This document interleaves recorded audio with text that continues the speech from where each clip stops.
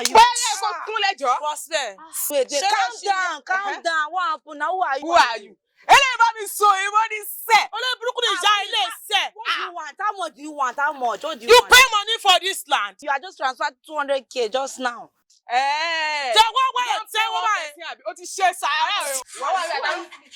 You dey craze. Anybody so everybody say. Somebody 200k. Ṣé o jẹ́ wẹ̀rẹ̀? Ìjẹ́ ìṣẹ̀lẹ̀ ṣe sàárà. Pápú jẹ́ ìpàsì. Ẹ bá bá lè gbéjẹ ṣe pé ìṣó ìkọ̀ ṣí ẹ nìkan fọ́. Ó yà tẹ̀wọ́.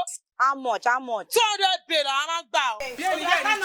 GBT ni kò tẹ̀ sí. 023 754 79006. Jẹ́ kó mọ̀. Ó yá sọ tu ọlé.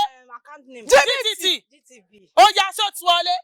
Yes, Otuole. Àdàlẹ̀ sọ ó lè ṣe fake transfer báyẹn.